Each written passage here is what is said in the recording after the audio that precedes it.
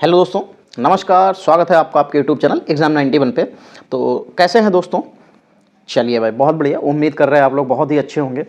दोस्तों, आप लोगों के लिए एक चीज़ मैं बताना चाहूँगा कि आप लोगों के हिंदी के वीडियो में भी बताया गया होगा, इसमें भी बता देता हूँ कि देखिए, करंट के कुछ क्वेश्चन जो अभी ये रेलवे के जो एग्ज़ाम हुए हैं, आरपीएफ एसआई के, तो उसके एक्सआई के एग्जाम में जो जितने भी करंट्स के क्वेश्चन पूछे गए थे, तो लगभग 150 के आसपास हैं। वो मैं आपको एक वीडियो में आपको दे दूंगा और ये पढ़ जरूर लेना। क्यों? क्योंकि अभी रिसेंटली पिछले 2-3 महीने में जो भी एग्जाम हुए, यहाँ से जो करंट के क्वेश्चन आए हैं, उम्मीद कर रहे हैं कि करंट के क्वेश्चन जो भी 1 से 2 आएंगे वो इन्हीं 150 क्वेश्चन में से आ जाएंगे। इससे बाहर आपको पढ़ने की जरूरत शायद ही पड़े, क्योंकि जो भी इंपॉर्टेंट क्वेश्चन है वो लगभग रेलवे ने पूछे हैं और रेलवे बहुत अच्छी करंट पूछता है, ये आप सभी लोगों को पता है।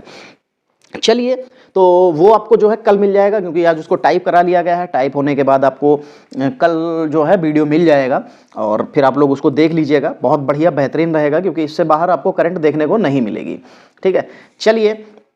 तो जो अब आज की क्लास है, आज हमारी क्लास है सामान्य ज्ञान। ये भाग 3 है और 8वां प्रैक्टिस सेट है ये। चलिए, तो देखेंगे 51 नंबर में क्या लिखा हुआ है कि बांग्लादेश की स्थापना कब हुई थी। तो बांग्लादेश की जो स्थापना है वो 26 मार्च 1971 को हुई थी। यहाँ पे आप लिख लीजिएगा 26 मार्च। ठीक है, 26 मार्च 1971 को जो है इसकी स्थापना हुई थी।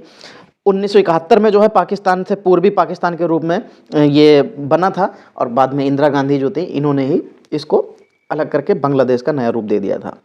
ठीक है, इसीलिए कहा जाता है कि पाकिस्तान का बाप इंडिया और बांग्लादेश का बाप पाकिस्तान, लेकिन बनाया उसको किसने? इंडिया ने ही। चलिए, तो 52 नंबर देखेंगे। सजातीय उत्पाद एक लक्षण है किसका? अपूर्ण बाजार का, एकाधिकार का, अल्प अधिकार का, पूर्ण प्रतियोगिता बाजार का। तो जो सजातीय उत्पाद जो है वो पूर्ण प्रतियोगिता बाजार का लक्षण है। ये वो उत्पाद है जिसके विभिन्न आपूर्तिकर्ताओं के प्रतिस्पर्धा उत्पादों से अलग नहीं किया जा सकता है इसको। तो यहाँ पे पूर्ण प्रतियोगिता बाजार का ये हो जाएगा। 53 नंबर, किन दो नदियों का उद्गम स्थल अमरकंटक से? बहुत बढ़िया क्वेश्चन है। ताप्ती और कृष्णा, गोदावरी और कावेरी, नर्मदा और सोन, मांडवी और मूसी। तो ये नर्मदा और जो सोन नदी है, इसका जो है उद्गम जो है वो अमरकंटक की पहाड़ियों से होता है। सॉरी, 1065 मीटर ऊंची विंध्य और सतपुड़ा पर्वतमालाओं के मध्य स्थित जो है हरा भरा अमरकंटक प्रसिद्ध तीर्थ और नयनाभिराम पर्यटन स्थल है। ये नर्मदा और सोन नदियों का उद्गम स्थल है, जो कि आदिकाल के ऋषि मुनियों की तपोभूमि भी रही है। ठीक है, चलिए आगे बढ़ेंगे और 54 नंबर देखेंगे। विश्व की सबसे बड़ी ताजे जल की झील जो है वो कौन सी है, ये पूछा जा रहा है। सुपीरियर झील, हारून झील, कैस्पियन सागर झील और बैकाल झील। तो विश्व की जो सबसे बड़ी ताजे जल की जो झील है वो सुपीरियर झील है। कौन सी है? सुपीरियर झील। ये है कहाँ पे? तो ये उत्तरी अमेरिका में स्थित है। ठीक है, चलिए 55 नंबर देखेंगे। दादा भाई नौरोजी के अनुसार स्वराज का अर्थ क्या था? तो पूर्ण स्वतंत्रता था, स्वशासन था, आर्थिक स्वतंत्रता थी या राजनैतिक स्वतंत्रता थी? तो दादा भाई नौरोजी के अनुसार जो पूर्ण स्वतंत्रता थी उसका मतलब था स्वशासन। ठीक है, भारतीय राष्ट्रीय कांग्रेस ने जो है उसमें कलकत्ता अधिवेशन हुआ था 1906 में। उसमें दादा भाई नौरोजी ने सर्वप्रथम जो है स्वराज की मांग की थी और उन्हीं के अनुसार जो स्वराज था उसका अर्थ क्या था? स्वशासन था। ठीक है, चलिए, तो यहाँ पे आपका जो स्वतंत्रता का, स्वराज का जो अर्थ है वो स्वशासन हो जाएगा। फिर 56 नंबर, जनसंख्या का अध्ययन कहलाता है एपिग्राफी, पोमोलॉजी, डेंड्रोलॉजी और डोमोग्राफी। तो जनसंख्या का जो अध्ययन है वो कहलाता है डोमोग्राफी। किसका? क्या कहलाता है? डोमोग्राफी कहलाता है। फिर 57 नंबर देखेंगे, क्या लिखा हुआ है? पृथ्वी का विषुवतीय व्यास कितना है? पृथ्वी का विषुवतीय व्यास कितना है? तो 12,756 किलोमीटर, 12,715 किलोमीटर, 14,555 किलोमीटर, 12,714 किलोमीटर। तो 12,756 किलोमीटर जो है वो पृथ्वी का विषुवतीय व्यास है। और अगर ध्रुवीय व्यास की बात करेंगे तो मैं लिखे देता हूं, ये ध्रुवीय व्यास है।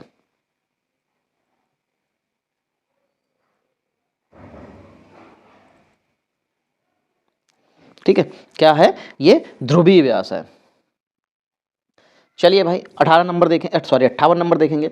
तीरंदाजी किस देश का राष्ट्रीय खेल है? चीन, फ्रांस, नेपाल या भूटान? तो जो सॉरी, जो तीरंदाजी है वो भूटान का राष्ट्रीय खेल है। ठीक है, 1971 में जो है भूटान संयुक्त राष्ट्र संघ का सदस्य बना था और इसी वर्ष भूटान ने अपना राष्ट्रीय खेल इसे घोषित कर दिया था। कौन सा? तीरंदाजी को।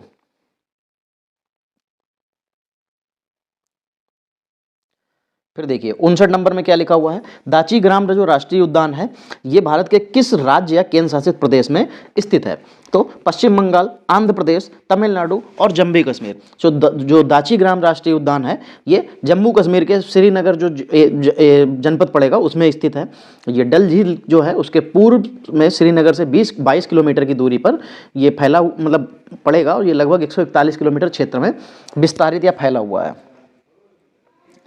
फिर 60 नंबर, गुप्त वंश के किस राजा को भारत का नेपोलियन कहा जाता था? तो समुद्रगुप्त, चंद्रगुप्त, विक्रमादित्य, श्रीगुप्त या चंद्रगुप्त प्रथम? तो जो गुप्त वंश के जो राजा थे जिसको नेपोलियन कहा जाता था तो वो कहा जाता था ये समुद्रगुप्त को। ठीक है, इन्हीं को नेपोलियन कहा जाता था भारत का। समुद्रगुप्त, चंद्रगुप्त प्रथम जो थे उनके उत्तराधिकारी सफल सेना नायक व सम्राट थे। ये गुप्त साम्राज्य के चौथे शासक थे। इसके शासनकाल में भारत का स्वर्ण युग की शुरुआत माना जाता है।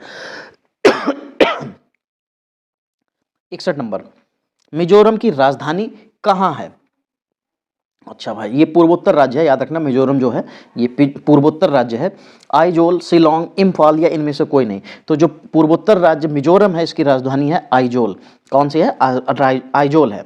ठीक है, इस राज्य को जो है इस स्थापना जो है वो पहले केंद्र शासित प्रदेश के रूप में हुई थी 1972 में। बाद में इसको 1987 में पूर्ण राज्य का दर्जा दे दिया गया था।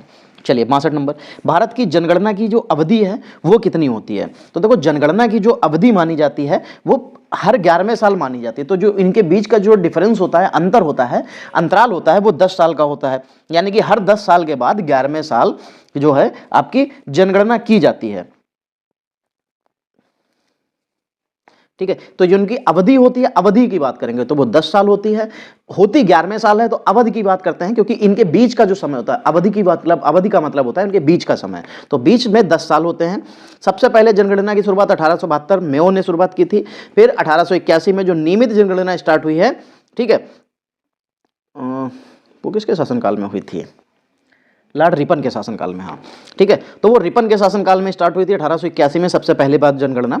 और जो प्रत्येक जो इनकी अवधि होती है वो 10 साल की होती है। और जो 2011 की जो जनगणना हुई थी वो 15वीं जनगणना थी। उसके बाद से अभी तक जनगणना नहीं हुई है क्योंकि बीच में जब जनगणना होनी थी तब कोरोना आ गया था, तो इसलिए सारी की सारी चीज़ें बंद हो गई थी। तो वहाँ पर उस समय पर कुछ भी नहीं हो पाया। ठीक है, चलिए तो आगे बढ़ेंगे। भारत की स्वतंत्रता के समय गवर्नर जनरल कौन थे? अच्छा, भारत की जब स्वतंत्रता हुई थी, Lord Dalhousie, Lord Cripps, Lord Curzon या लॉर्ड माउंटबेटन? तो सबसे लास्ट में तो लॉर्ड माउंटबेटन ही आए थे। इन्होंने ही सत्ता भारत के हाथ में सौंपी थी। जो लास्ट जो अंतिम गवर्नर जनरल थे वो लॉर्ड माउंटबेटन थे। इनका जो कार्यकाल था वो 21 फरवरी 1947 से लेकर 15 अगस्त 1947 तक रहा था। ये भारत के अंतिम विदेशी गवर्नर जनरल के रूप में भी जाने जाते हैं। 15 अगस्त 1947 से लेकर 1950 तक सी राजगोपालाचारी को जो है नियुक्त किया गया था। और ये कहा जाए तो स्वतंत्र भारत के पहले गवर्नर जनरल थे। ठीक है, और प्रथम पहले भारतीय भी थे। चलिए सबसे अधिक गन्ना उत्पादक राज्य कौन सा है? उत्तर प्रदेश, महाराष्ट्र, कर्नाटक और आंध्र प्रदेश। तो ये क्वेश्चन सरल है, आप इसको आसानी से बता सकते हैं। सबसे बड़ा गन्ना उत्पादक राज्य जो है वो उत्तर प्रदेश है।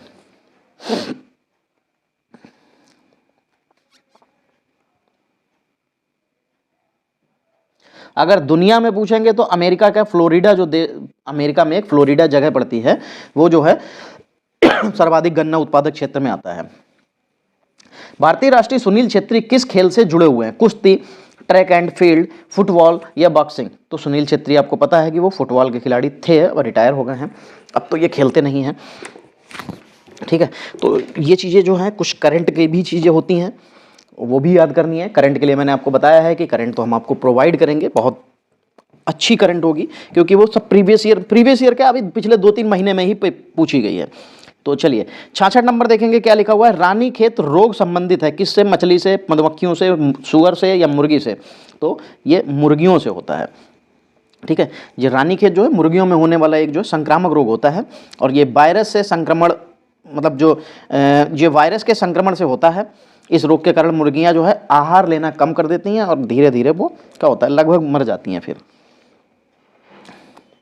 मानव हृदय के कक्षों की संख्या कितनी होती है? तो मानव हृदय में जो कक्ष होते हैं वो टोटल 4 कक्ष होते हैं। ठीक है, 4 पार्ट में ये डिवाइड होता है, दायां अलिंद, बायां अलिंद, दायां निलाय और बायां निलाय। ठीक है, चलिए 68 नंबर, निम्नलिखित में से कौन सी मास्टर ग्रंथि है? थाइमस ग्रंथि, पिट्यूरी जिसको पीयूष ग्रंथि भी बोलते हैं, अग्नाशय या पीनियल। तो जो मास्टर ग्रंथि पूछी जा रही है तो मास्टर ग्रंथि होती है पीयूष ग्रंथि, जिसी को पिट्यूरी ग्रंथि भी कहते हैं। ये मास्टर ग्रंथि के भी नाम से जानी जाती है। ठीक सॉरी, ये हमारी जो अंतःस्रावी प्रणाली के अंतर्गत ग्रंथियों के कार्य को नियंत्रण भी करती है। अंतःस्रावी ग्रंथियों के अंतर्गत कौन कौन आता है? थायराइड, अधिवृक्क, याग्नाशय ग्रंथियां जो होती हैं, इन सभी को कंट्रोल करने का भी काम करती है, इसीलिए इसको मास्टर ग्रंथि भी कहते हैं। किडनी की मौलिक इकाई जो है वो क्या होती है? नेफ्रॉन, न्यूरॉन और नेफ्रेटिस या लसिका। अगर किडनी की हम लोग जो है मौलिक इकाई की बात करेंगे तो वो होती है नेफ्रॉन। क्या होती है? नेफ्रॉन। किडनी को ही हम लोग क्या कहते हैं? गुर्दा कहते हैं। इसका जो मेन काम क्या होता है? रक्त को छानना, रक्त को छान कर मतलब साफ करना। और बाकी अगर जो और भी एक और भी काम होता है, देखते हो, रक्त को छानना होता है, और जो मतलब छानने एवं फिर से अवशोषित करने के द्वारा रक्त में पानी और घुलनशील पदार्थों को विनियमित करना जो होता है वो इनका काम होता है। सॉरी, कई बार ये खांसी ऐसी गड़बड़ कर जाती है।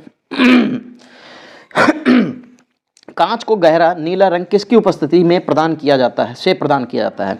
Cupric oxide, cobalt oxide, nickel oxide या आयरन ऑक्साइड। तो कांच को गहरा नीला रंग किसकी उपस्थिति से प्रदान किया जाता है?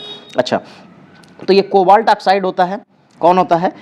Cobalt oxide. कांच बनाने में जो होता है सबसे शक्तिशाली गहरा नीला रंग कोबाल्ट के द्वारा ही जो है, जो पोटास युक्त मिश्रण से मिलाने पर होता है, उसी से प्रदान किया जाता है। कांच को कोबाल्ट ऑक्साइड द्वारा गहरा नीला रंग दिया जाता है। किस प्रकार के लौह अयस्क में चुंबकीय गुण पाए जाते हैं? मैग्नेटाइट, हेमेटाइट, लिमोनोटाइट या सिडेराइट। तो ये मैग्नेटाइट होता है। ठीक है, मैग्नेटाइट सर्वोत्तम प्रकार का लोहा होता है। इसमें 70% जो है लोहांश एवं सर्वश्रेष्ठ जो है चुंबकीय गुण पाया जाता है। सीरोलॉजी मुख्यतः का अध्ययन है। सीरोलॉजी जो है मुख्यतः का अध्ययन है किसका? मांसपेशी, सीरम, मूत्र या इनमें से कोई नहीं। तो सीरोलॉजी जो है एक तरीके का सीरम का अध्ययन किया जाता है। सीरम विज्ञान भी कहा जाता है सीरोलॉजी को, और इसी के अंतर्गत सीरम या जो तरल पदार्थ होते हैं इनका अध्ययन किया जाता है। 73 नंबर देखेंगे, फोटोकॉपी में प्रयुक्त हाइपोविलियन का रासायनिक नाम क्या होता है? Silver bromide, sodium thiosulphate, sodium silicate, calcium carbonate. तो क्या होता है? तो ये सोडियम थायोसेट होता है। फोटोग्राफी में प्रयुक्त हाइपोविलियन का जो रासायनिक नाम होता है तो सोडियम थायोसल्फेट होता है। इसका जो उपयोग होता है वो दवा के रूप में विष रोगी के उपचार में भी किया जाता है। आगे बढ़ेंगे, केल्विन पैमाने में शरीर का सामान्य तापमान कितना होता है? क्योंकि आपको फ़ारेनहाइट में पता है 98.44 डिग्री जो होता है वो फ़ारेनहाइट में नापा जाता है। और अगर मानव शरीर का सेंटीग्रेड जो है सेल्सियस में लेते हैं तो 37 डिग्री सेल्सियस होता है, फ़ारेनहाइट में 98.44 फ़ारेनहाइट होता है, और केल्विन में कितना चला जाता है? तो यही बदल जाता है, 310 केल्विन में पहुंच जाता है। ठीक है, 75 नंबर देखेंगे, निम्नलिखित में से कौन सा संक्रामक रोग है? मधुमेह, डिप्थीरिया, गठिया या कैंसर। तो डिप्थीरिया या जिसको रोहिणी भी कहते हैं, ये एक संक्रामक रोग है। ये 2 वर्ष से 11 वर्ष तक के बच्चों में पाया जाने वाला रोग होता है। जो इसकी अवधि होती है वो 2 से 4 दिन तक की रहती है। और इसमें ये होता कहाँ है? ये गले में होता है। और मधुमेह रोग चयापचय क्रिया की गड़बड़ी से, गठिया जोड़ों में सूजन से तथा कैंसर किसी की कोशिका की असामान्यता के कारण जो है ये हो जाता है। चलिए भाई, इस पीडीएफ को तो भाई हम लोग यहीं पे सेव कर लेते हैं क्योंकि क्वेश्चंस अच्छे थे आज। और आज की जो क्लास है वो दोस्तों यहीं तक रखेंगे, मिलेंगे अगली क्लास में, तब तक के लिए जय हिंद दोस्तों।